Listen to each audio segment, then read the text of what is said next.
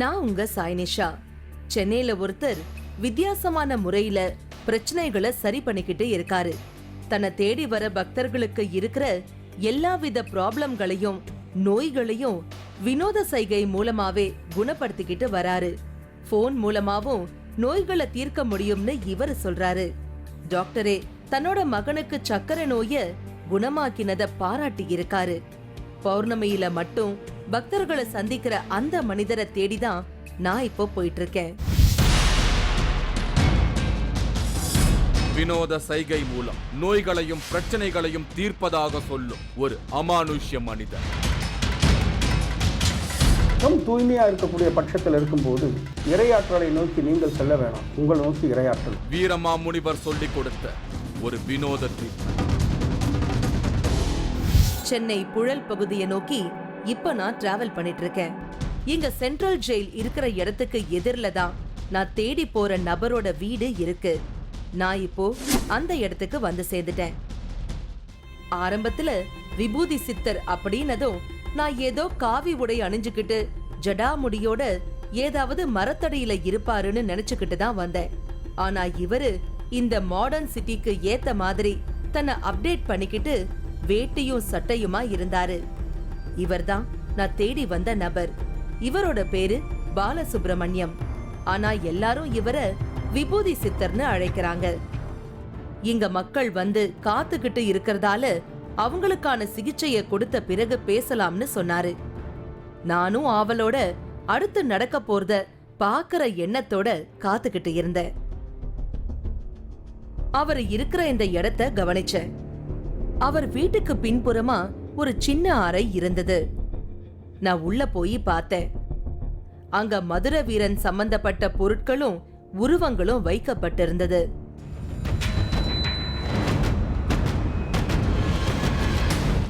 இவரோட ஆரம்ப காலத்துல இங்கதான் தவம் இருந்திருக்காரு.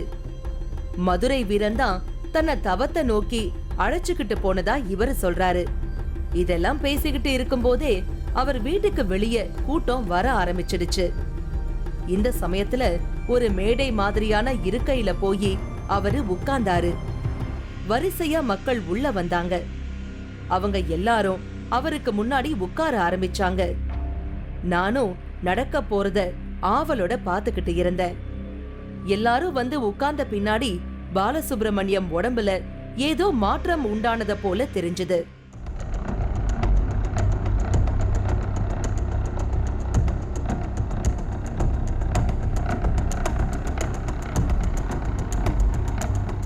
இப்போ வந்திருந்த ஆட்கள் எல்லாரும் கண்களை மூடி தியானம் செய்ய ஆரம்பிச்சாங்க.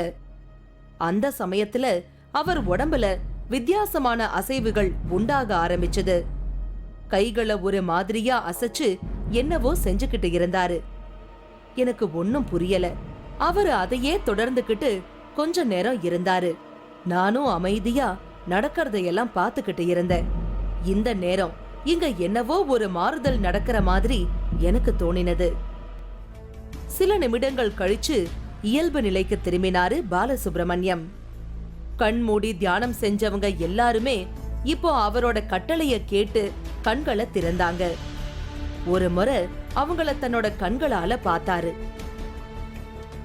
அவர் தன்னோட பார்வைய முடிச்சதுமே அந்த கூட்டம் கலைய ஆரம்பிச்சிடுச்சு. இதோட இந்த சந்திப்பு முடிஞ்சதுன்னு சொன்னாங்க. எனக்கு ஒன்னும் புரியல. ஏதோ பயங்கரமான விஷயம் நடக்க போகுதுன்னு அத பார்க்கலாம்னு காத்துக்கிட்டு இருந்த எனக்கு ரொம்பவே ஏமாற்றமா போச்சு. இவ்வளவுதான் ட்ரீட்மெண்ட்னு எனக்கு சொன்னாங்க. அப்புறமாதான் எனக்கு ஒரு உண்மைய சொன்னாங்க. பார்க்க ரொம்ப சாதாரணமா இருக்கிற இந்த காட்சிக்கு பின்னாடி ஒரு பயங்கரமான உண்மை இருக்கிறதா எனக்கு விளக்கம் சொன்னாங்க. அத கேட்டதும் எனக்கு உண்டான ஆச்சரியத்துல ஆழ்ந்து இருந்தேன். இதுக்கு இடையில கொஞ்சம் ரிலாக்ஸா இருந்த பாலசுப்ரமணியம் கிட்ட நான் பேசினேன். அவரோட முன் கதைய என்கிட்ட சொன்னாரு. ஆரம்பத்துல இவர் ஒரு தனியார் கம்பெனியில வேலை செய்துட்டு வந்திருக்காரு. அந்த நாட்கள்ல இவருக்கு ஆன்மீக ஈடுபாடு கொஞ்சம் இருந்தாலும் கோயிலுக்கு போற பழக்கம் எல்லாம் இல்லாம இருந்திருக்காரு. மனசுக்குள்ள வேண்டிக்கிட்டு காரியத்தை பாக்குறதோட சரி. தனக்குள்ள இருக்கிற பரிசுத்தமான ஆன்மாவை புரிஞ்சுகிட்டதால சக்தி தன்னை தேடி வர ஆரம்பிச்சதா இவரு குறிப்பிடுறாரு. வாழ்க்கையில் வந்து ஆரம்ப கட்டத்திலேருந்து உண்மையாக வாழணும், நேர்மையாக வாழணும், சத்தியமாக இருக்கணுன்ற மாதிரி அப்படியே அன்னையிலேருந்து இன்னை வரைக்கும் அந்த நிலையிலேயே இருந்ததுனால அதனால தான் இந்த ஆற்றல் கிடைச்சதுன்றது எனக்கு மனசில் தோணுது. இதோட பலனா இவருக்கு பரமேஸ்வரியோட காட்சி கிடைச்சிருக்கு. அந்த காட்சிய இன்னைக்கு நினைச்சாலும் ஆச்சரியப்படுற அளவுக்கு இருக்கிறதா சொல்றாரு பாலசுப்ரமணியம். அது வரைக்கும் கேள்விப்பட்ட விஷயமா மட்டுமே இருந்த பல அமானுஷ்யங்கள் பத்தின விவரங்கள் அதுக்கு பிறகு கொஞ்சம் கொஞ்சமா தனக்கு புரிய ஆரம்பிச்சதா சொல்றாரு பாலசுப்ரமணியம். சில அமானுஷ்ய அனுபவங்கள் எனக்கு இங்கே கிடைச்சிது. இதே விளக்கில் பரமேஸ்வரியை வந்து விளக்கில் பகல் 7 மணிக்கு நான் கண்ணில் நேரடியாக தரிசனம் பண்ணேன். இப்போ என்னையை நான் அவ்வளோ தூரம் பெரிய ஆன்மீக தேடலாம் ஒன்றும் இல்லை. என்னையே நான் கிள்ளி பார்த்துட்டு நிஜந்தானான்ட்டு ஒரு கட்டம் அப்போ புரியாத ஒரு புதிர். இப்போ அதுக்கெல்லாம் விளக்கங்கள் கிடைக்கிறது ஒரு பகுதி. வீரமா முனிவர் தான் இவரோட தெய்வீக குரு. பிரச்சனையோட உள்ளவங்க எந்த இடத்துல இருந்தாலும் அவங்க பிரச்சனைக்கு தீர்வு கிடைக்க சில அமானுஷ்ய சக்திகள் உதவும். அப்படி அந்த சக்தி தனக்கு கிடைக்க முழுமுதற் காரணமா இருக்கிறது வீரமா முனிவர்னு சொல்றாரு பாலசுப்ரமணியம். இவரு தனது இயல்பான லௌகீக வாழ்க்கை வாழ்ந்து வந்தாலும் கூட ஆன்மீக நாட்டம் இவரை விட்டு வைக்கல. அதுக்காக இவரு 24 வருஷங்களா தவத்துல இருந்திருக்காரு. இப்பவும் கிடைக்கிற சில நேரங்கள்ல தவத்துல இருக்கிறதையே இவரு வழக்கமாக்கி இருக்காரு. அப்படி தவத்துல இருக்கிறதாலதான் தனக்கு ஒரு சக்தி நிலை கிடைக்கிறதாகவும் அதுதான் இங்க தன்னை தேடி வரும் மக்களோட பிரச்சனைக்கும் நோய்க்கும் தீர்வாக அமையறதாகவும் சொல்றாரு பாலசுப்ரமணியம். ஆரம்ப நிலையில இதுக்காக இவரு சில சுவாச பயிற்சிகளை எல்லாம் மேற்கொண்டிருக்காரு. அதுதான் இவரை ஒரு தெளிந்த நிலைக்கு கொண்டு போக தூண்டுதலா இருந்திருக்கு. அப்படி சில பயிற்சிகள் மூலமாதான் பல விஷயங்களை கத்துக்கிட்டதா இவர் சொல்றத கேட்கும் போது ஆச்சரியமா இருந்தது. தவத்தில் உட்காந்து சுவாசத்தை ஒடுக்கிறது, அந்த சுவாசத்தில் எண்ணங்களை கரெக்ட் பண்ணுறது, இதெல்லாம் வந்து எல்லா பயிற்சியும் இவங்க கொடுக்க எல்லா விஷயங்களும் ஒவ்வொரு காரியம் தெளிவாக தெரிய ஆரம்பிச்சுது. அதனால தான் இப்போ நம்ம யாருமே தொடாமல் ஆளையே பார்க்கலனாலும் எந்த ஊரில் இருந்தாலும் இருந்த இடத்துல இருந்து அதுக்குரிய ரிசல்ட்டை கொடுக்கக்கூடிய அந்த ஆற்றல் வந்து கிடைச்சிது. ஒரு முறை இவர் தவத்துல இருக்கும் போது இவரே அதிர்ந்து போகும் அளவுக்கு ஒரு அமானுஷ்ய நிகழ்வு இவருக்கு நடந்திருக்கு. அத பத்தி என்கிட்ட விவரிச்சாரு பாலசுப்ரமணியம். அப்போதான் இவரு தவத்துல சில கட்டத்தை கடந்த நிலையில இருந்திருக்காரு. அப்போ இவருக்கு மேல்மலையனூர் அங்காள பரமேஸ்வரி கோயிலுக்கு வர சொல்லி ஒரு உத்தரவு கிடைச்சிருக்கு. அதன்படி இவரும் அந்த கோயிலுக்கு போயிருக்காரு. அப்போ இவருக்கு நேரடியா அம்மன் காட்சி கொடுத்திருக்காங்க. அந்த நேரத்துல சில சூட்சமமான விஷயங்களை இவருக்கு உணர்த்தி இருக்காங்க. அதுவே தன்னோட ஆன்மீக பயணத்துல சில அர்த்தங்களையும் அனுபவங்களையும் அற்புதங்களையும் உணர வச்சதா சொல்றாரு பாலசுப்ரமணியம்.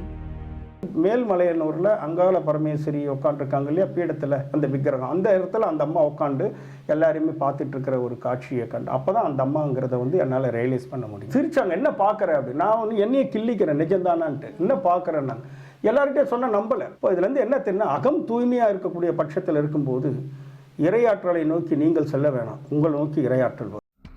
நாளடைவுல இது படிப்படியா தொடர ஆரம்பிச்சிருக்கு. தான் எந்த தெய்வத்தை மனமுருகி பூஜை செய்தாலோ அல்லது வேண்டுதல் வைத்தாலோ தாம் பார்வைக்கு அது காட்சியா தெரியும்னு சொல்றாரு பாலசுப்ரமணியம். இவரோட ஆன்மீக பயணத்துல சில சூட்சும தேடலுக்கு விடையா இருக்கிறது வீரமா முனிவரின் சக்திதான்னு இவரு உறுதியா குறிப்பிடுறாரு. அது மட்டும் இல்லாம கெட்ட விஷயங்களை அழிக்கும் ஒரு சூட்சும ரகசியம் இவருக்கு வீரமா முனிவர் கிட்ட இருந்துதான் கிடைச்சிருக்கு. தன்னை பிரச்சனையோட தேடி வரவங்களுக்கு தான் உதவ அந்த அதீத சக்தி தான் தன்னை இயக்கிறதா இவரு சொல்றாரு. இனியும் இருக்கிற வாழ்க்கைய பலருக்கு உதவியா இருந்துட்டு அடுத்த ஜீவசமாதி நிலையதான் அடைய விரும்புறதா சொல்றாரு பாலசுப்ரமணியம். உடலை விட்டு வெளியேறும் ஆத்மாதான் சித்தம்னும் மக்களா வாழ்ந்தவங்க தான் பின்னாடி கடவுளா வணங்கப்படுறாங்கன்னு இவரு சொல்றாரு. அப்படி அவங்கள மாற வச்சதுதான் அவங்களோட கர்மான்னு இவரு குறிப்பிடுறாரு. ஒவ்வொருத்தரோட பிரச்சனைக்கும் முக்கியமான காரணம் அவங்களோட கர்மாதான்னு அந்த கர்மாவை தன்னோட இந்த சிகிச்சை முறையில தன்னால ஈஸியா கண்ட்ரோல் பண்ண முடியுதுன்னு சொல்றாரு. கர்மான்னு சொல்லப்படும் அந்த கெட்ட சக்திய அவங்க உடம்புல இருந்து வெளியே கொண்டு வந்து அதை எரிச்சு சாம்பலாக்கி சுத்தமான ஆன்மாவை மட்டும் உள்ள அனுப்பிடுறதா இவரு சொல்றாரு. இப்படி ஸ்பாட்லேயே உடனடியா கர்மாவை கிளீன் பண்றதால எப்படிப்பட்ட பிரச்சனையா இருந்தாலும் உடனே சரியாகிற அளவுக்கு சக்தியோட அவங்க உடல் தயாரா ஆகும்னு, அதுக்கு தான் செய்யற இந்த ட்ரீட்மெண்ட் சரியான தீர்வு கொடுக்குதுன்னு சொல்றாரு பாலசுப்ரமணியம். இப்போ நீங்கள் பார்த்தீங்க அன்றைக்கி எல்லாரும் உட்காந்து பார்வை தான் பார்க்குறேன். தூரம் நின்று கூட தெரியும். 2 நிமிஷம் அந்த பார்த்துட்டு அந்த பார்வை மூடும் போது அவங்ககிட்ட இருக்கிறத கம்ப்ளீட்டாக எரிஞ்சு சாம்பலாக பொத்துன்னு கீழ் விழுந்துடும். அப்போ எழுந்து போகும்போது அதுலேருந்து அவங்க ரிலீஸ் ஆகி போகிறது அவங்க உணர முடியும். அவ்வளோதான். இதுக்கு எனக்கு என்னென்ன பிரச்சனைகள்ன்றது வந்து பல பிரச்சனைகள், அதை எனக்கு வேண்டாம். எனக்கு பேஸ் ப்ராப்ளம், அந்த பேஸே பிடிங்கி தூக்கி போட்டு. அந்த கேன்சர் ரிப்போர்ட்டில் 1300 சிசிஎம் அப்படின்னு சொல்லிட்டு அந்த பேசில்ஸோட இது ரிப்போர்ட் இருக்கும். இவர் ட்ரீட்மெண்ட் எடுத்த பிறகு 750 குறைஞ்சது.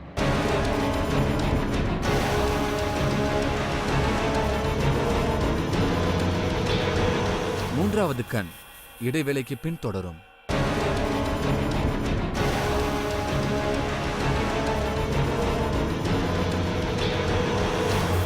மூன்றாவது கண் தொடர்கிறது.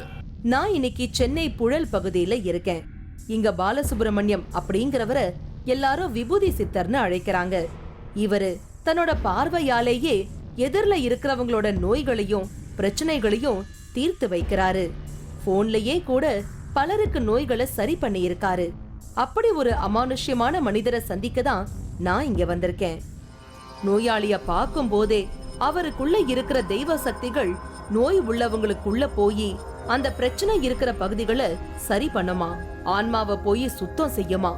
இவருக்குள்ள இருக்கிற இந்த சக்திகள் தான் ஒட்டுமொத்தமாவும் தனித்தனியாவும் போய் பிரச்சனைகளை சரி செய்துட்டு வருவதா ஒரு அமானுஷ்ய தகவலை எனக்கு சொன்னாரு பாலசுப்ரமணியம். இந்த சமயத்துலதான் இவரு தன்னோட குல தெய்வமான மதுரை வீரனை போய் பார்த்துட்டு வரலாம்னு சொன்னாரு. புழல் சிறைக்கு பக்கத்திலேயே இருக்கிற அந்த இடத்தை நோக்கி நாங்க கார்ல போனோம். இந்த மதுரை வீரன் தான் இவருக்கு சக்திகளை கொடுத்து பக்கத்துணையா இருந்து உதவிகள் செய்யறதா சொல்லிக்கிட்டே வந்தாரு. அங்க அப்படி பேசிக்கிட்டு வரும்போதே இன்னொரு ஆச்சரியமான தகவலை எனக்கு சொன்னாரு பாலசுப்ரமணியம். அதாவது சில கோயில்கள்ல சக்திகள் குறையறது போல தெரியறதுக்கு ஒரு காரணம் இருக்குன்னு சொல்லி எனக்கு அதை விளக்கினாரு. கோயிலுக்கு வர பக்தர்களோட மூச்சு காத்துக்கு பவர் இருக்கு. வரவங்களோட அந்த சக்திகள் எல்லாம் சேர்ந்து கோயிலோட சக்திக்கு இடைஞ்சல் உண்டு பண்றதா இவரு சொல்றது ஒரு ஆச்சரியமான தகவலா இருக்கு. வைப்ரேஷன் இல்லாம இருக்கிறது ஒரு பகுதி, வைப்ரேஷன் இருக்கிறது ஒரு பகுதி, நெகட்டிவ் வைப்ரேஷன் ஒரு பகுதி. வைப்ரேஷன் இல்லாத எதுவுமே இல்லாத அது ஒரு பகுதி, பூஜை புரஸ்காரங்கள் இல்லாமல் இருக்கிறது. பாசிட்டிவ் வைப்ரேஷன் அங்கே பூஜை பண்ணக்கூட வரவங்களுடைய மன இயல்பு பாசிட்டிவ், அந்த சுவாசம் வருது இல்லைங்களா, அப்படி வரும்போது அங்கே வர்றவங்கள அந்த எனர்ஜி உட்காரும்போது தவறு நல்லா கைக்கிடும். வர்றவங்கெல்லாம் தப்பான காரியங்கள் தவறு செய்கிறவங்களோட அந்த நெகட்டிவ் எனர்ஜி நிறைய வரும்போது அந்த வைப்ரேஷன் வேரி ஆகும்போது அங்கே உட்காரும்போது தவறு வந்து கைக்கூடாது. நெகட்டிவ் எனர்ஜி உள்ளவங்களோட சுவாசம் அதிகரிக்கும் போது அந்த இடத்துல உண்டாகிற நெகட்டிவ் வைப்ரேஷன் அந்த இடத்த அந்த நிலைக்கு கொண்டு போகுதுன்னு இவர் குறிப்பிடுறாரு. இவரு ராஜா அம்பத்தூர்ல இருந்து வந்திருக்காரு. ஈபில வேலை செய்துட்டு இருக்காரு. நல்லா போய்கிட்டு இருக்கிற வாழ்க்கையில திடீர் பேரிடியா இவருக்கு ஃபிட்ஸ் வந்திருக்கு. அதுக்கு தீர்வு கேட்டு இங்க வந்திருக்காரு. ஆனா இங்க வந்த பிறகுதான் ஒரு அதிர்ச்சிகரமான உண்மை இவருக்கு தெரிய வந்திருக்கு. தனக்கு வந்திருக்கிறது ஃபிட்ஸ் இல்ல, பிரைன் டியூமர் அப்படிங்கிற பெரிய உண்மைய பாலசுப்ரமணியம் கண்டுபிடிச்சு சொல்லி இருக்காரு. அத உறுதிப்படுத்த திரும்பவும் டாக்டர் கிட்ட போயிருக்காரு. அவங்களும் அது உண்மைங்கிறத ஊர்ஜிதப்படுத்தியிருக்காங்க. டாக்டர்களே கண்டுபிடிக்காத ஒரு தகவலை பாலசுப்ரமணியம் கரெக்டா கண்டுபிடிச்சு சொல்லி அதை குணப்படுத்தியும் விட்டத ஆச்சரியத்தோட சொல்றாரு ராஜா. ஃபிட்ஸ் வந்தது. ஃபிட்ஸ் வரும்போது என்னடா இது ஃபிட்ஸ்ன்னு சொல்லிட்டு எங்கள் வீட்டில் எல்லாம் பயந்துட்டு டேப்லெட்லாம் எடுத்துகிட்டு இருந்தோம். அகைன் ஃபிட்ஸ் வந்து உடனே எங்கள் சகல சொன்னார், நீங்கள் இங்கே வந்து பாருங்கள், ஐயா வந்து பாருங்கள் அப்படின்னாங்க. சரின்னு வந்தோம். பார்க்கும்போதே அவரே சொல்லிட்டார். நான் அப்போ ஸ்கேன் கூட எடுக்கல. ஸ்கேன் கூட எடுக்கும்போது சொல்லிட்டார், இது மாதிரி டியூமர் இருக்குங்க. அப்புறம் அவர் கொஞ்சம் மெடிடேஷன்லாம் பண்ணிவிட்டு, சரி உங்கள் கிளியர் ஆகிடுங்க, மேக்ஸிமம் இப்போ கொஞ்சம் கிளியர் பண்ணியிருக்கேன், நீங்கள் போங்க அப்படின்னு. அதுக்கப்புறம் ஒரு பூஜை ஒன்று வச்சார், அந்த பூஜையிலையும் கலந்துட்டு அதுக்கப்புறமா டாக்டர்ஸை போய் மெடிசன்ஸும் எடுத்துகிட்டு இருந்தோம். ஃபஸ்ட் டைம் ஸ்கேன் எடுக்கும்போது கொஞ்சம் சொன்னாங்க. அதுக்கு அடுத்து ஸ்கேன் எடுக்கும்போது வந்து ஒரு ஸ்கேனை அதிகபட்சம் 15 மினிட்ஸ் 20 மினிட்ஸ் தான் எடுப்பாங்க. 3/4 மணி நேரம் எடுத்தாங்க. 45லேருந்து 50 மினிட்ஸ் வரையும் எடுத்தாங்க. என்ன பிரச்சனைங்க, இது மாதிரி ஓல்டு ஸ்கேனில் மெஷர்மெண்ட் இவ்வளோ இருக்குது அப்படின்னாங்க. அடுத்த ஸ்கேன் எடுக்கும்போது க்யூரபிள் ஆகிடுச்சு. டேப்லெட் இருந்து இங்கே ஐயோ வந்து பார்த்து எல்லாம் இது பண்ணி ஆகிடுச்சு. அப்போ வந்து என்னென்னா அவங்க நீங்கள் எதாவது ஆப்ரேஷன் தான் பண்ணிக்கலாம்னு கேட்டாங்க. அதெல்லாம் ஒன்றும் இல்லை அப்படின்னு. கிட்டத்தட்ட அதுலேருந்து நான் ரெகுலராக நான் வந்துடுறேன். இவர் டாக்டர் ராமதாஸ். கோயில்ல ஒருத்தரை இவர் சந்திச்சிருக்காரு. அந்த நபருக்கு கேன்சர் அதிகமான அளவுல இருந்திருக்கு. பாலசுப்ரமணியத்தின் சிகிச்சைக்கு பிறகு நோய் குறைஞ்சிருக்கிறதா அந்த ரிப்போர்ட்ல பார்த்து ஆச்சரியப்பட்டிருக்காரு. சாத்தியமே இல்லாத இந்த விஷயத்த சாட்சி பூர்வமா பார்த்ததும் தான் இவரு பாலசுப்ரமணியத்தை தேடி வந்திருக்காரு. தன்னோட மகனுக்கு இருக்கிற சர்க்கரை நோய் பிரச்சனைய சரி பண்ண வந்திருக்காரு. இங்க வந்த உடனே நோய் சரியானதா இவரு சொல்றாரு. மெடிக்கல் சயின்ஸ்ல சாத்தியமில்லாத இது மாதிரியான பல ஆச்சரிய நிகழ்வுகளை பாலசுப்ரமணியம் நடத்தி காட்டிட்டு இருக்கிறதா ஒரு டாக்டரான இவரே சொல்றதுதான் மிகப்பெரிய ஆச்சரியம். ஒரு கோவில் நிகழ்ச்சியில் சித்தருக்கு வந்திருந்தாரு, நானும் போயிருந்தேன். இப்போ அங்கே ஒரு ரிப்போர்ட் ஒன்று பார்த்தேன், கேன்சர் ரிப்போர்ட். அது அந்த கேன்சர் ரிப்போர்ட்டில் 1300 சிசிஎம் அப்படின்னு சொல்லிட்டு அந்த பேசில்ஸோட இது ரிப்போர்ட் இருக்கும். அது வந்து 6 மாதத்துக்கு முன்னே இருந்து இவர் ட்ரீட்மெண்ட் எடுத்த பிறகு 750 குறைஞ்சது. அந்த ரிப்போர்ட்டை கண்ணால் பார்த்தேன். அதுக்கு அடுத்து என் மகனுக்கு வந்து 380 சுகர். அதை வந்து இவர்கிட்ட இட்டுக்கின்னு வந்து காமிச்ச பிறகு நவ் வெரி நார்மல். இப்போ என்ன இருக்கணுமோ 120 140 அதே மாதிரி நார்மலில் இருக்குது. ரெகுலராக பண்ணுறாரு. இந்த மாதிரி சுகரை யாருமே குறைக்கிறதுக்கு வாய்ப்பு இல்லைன்றது சயின்டிஃபிக்காக தெரிஞ்ச உண்மை இது. இந்த சமயத்துல திருமுல்லை வாயில் பக்கத்திலேருந்து ஒரு பெண் வந்திருந்தாங்க. அவங்களுக்கு கர்ப்பப்பையில கட்டி இருக்கிறதால அதை சரி பண்ற நோக்கத்தோட இங்க வந்திருக்காங்க.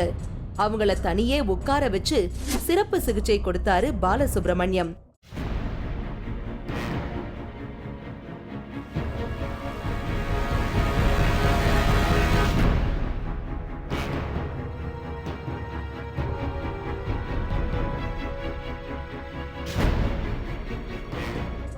வரும்போது இவங்க முகத்துல இருந்த களைப்பு இப்போ மாறி கொஞ்சம் தெளிவு வந்தத என்னால பார்க்க முடிஞ்சது.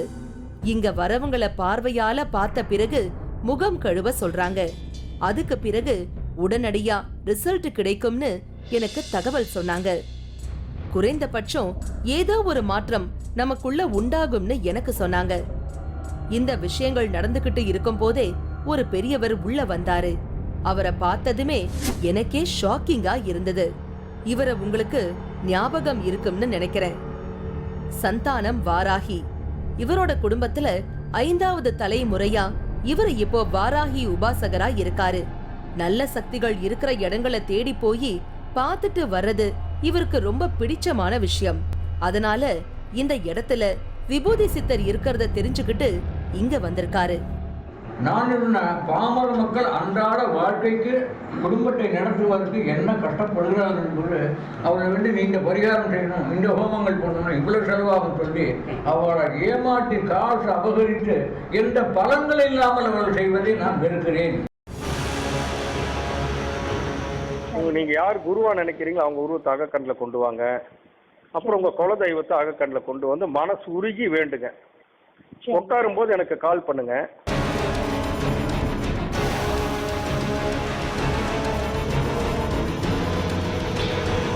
மூன்றாவது கண் இடைவேளைக்கு பின் தொடரும்.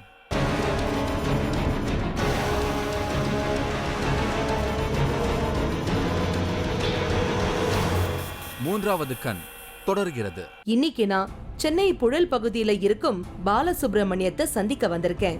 இவரை எல்லாரும் விபூதி சித்தர்னு குறிப்பிடுறாங்க.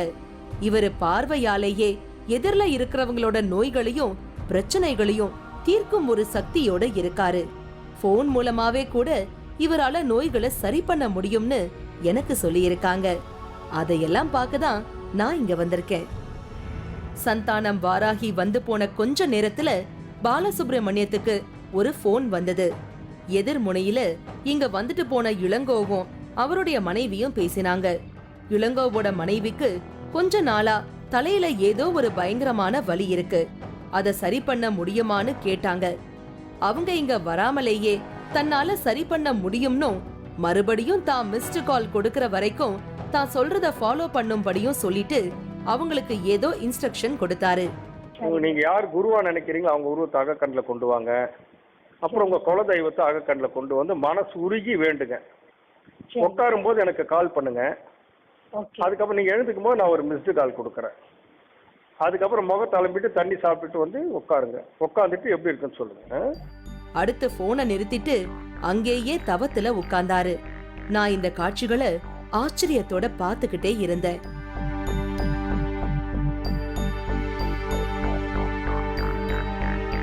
கொஞ்ச நேரத்துல தவம் கலைஞ்சு பாலசுப்ரமணியம் எழுந்து மறுபடியும் அவங்களுக்கு போன் பண்ணாரு. இப்போ அவங்க அவர்கிட்ட பேசினாங்க. அவங்க சொன்ன பதில என்னையும் கேக்கும்படி சொல்லி போனை என்கிட்ட கொடுத்தாரு பாலசுப்ரமணியம். போனை வாங்கி பேசினேன். எனக்கு நம்பவே முடியல. அம்மா, என்ன பிரச்சனைக்காக நீங்க பேசுறீங்க சார்? அப்படிங்களா? இப்போ எப்படி இருக்குங்க உங்களுக்கு வலி? எனக்கு ஒற்றை வலி இருக்குங்க. பிளஸ் நாள்பட்ட முதுகு வலி இருக்கு, பேக் பெயின், முதுகு வலி இருக்கு. அதுக்காக கேட்டிருந்தேன். சரிங்கம்மா, இப்போ உங்களுக்கு எப்படிமா இருக்குங்க? பெட்டரா இருக்குங்க. ஏதோ மேஜிக் நடந்த மாதிரி அவங்க பிரச்சனை சரியாகி இருக்கு. கொஞ்ச நேரத்துல ஒரு தீராத வலிய குணப்படுத்தின பாலசுப்ரமணியம் நிச்சயம் சக்தி வாய்ந்த மனிதர்னு எனக்கு தோணுது. தன்னை தேடி வரவங்க மட்டும் இல்லாம போன்ல சொன்னாலே அவங்களுக்கு சரி பண்ற சக்திய இவர் அடைஞ்சது மட்டும் இல்லாம அத காசு பணம் வாங்காம இவர் செய்துகிட்டு இருக்கிறது தான் பெரிய ஹைலைட். ஒரு திருப்தியான தரிசனம் கிடைச்ச உணர்வோட நான் இங்க இருந்து கிளம்புறேன். மறுபடியும் வேற ஒரு அமானுஷ்ய நிகழ்வோட உங்களை சந்திக்கிறேன். அதுவரை உங்களிடமிருந்து விடைபெறுவது உங்கள் சாய்னிஷா. இந்த நிகழ்ச்சி நாளை மாலை 4:30 மணிக்கு மறு ஒளிபரப்பாகும். வருடத்திற்கு ஒரு முறை மட்டும் ஒரு பெண் மீது இறங்கி ஆடும் ஆலமரத்தம்மன். கொதிக்கும் நீரிலும் பூக்களை கொட்டியும் வினோத விளையாட்டு. இதுவரை பார்த்திராத நேரடி காட்சிகள். நீங்களும் இந்த திகில் பயணத்தில் கலந்து கொள்ள ஒரு வாய்ப்பு. மூன்றாவது கண் டிவி ஷோ என்ற Facebook பக்கத்தில் எங்களோடு இணைந்திடுங்கள். உங்களது அமானுஷ்ய அனுபவங்களை பதிவு செய்து இந்த நிகழ்ச்சியில் பங்கு பெறும் வாய்ப்பை பெறுங்கள்.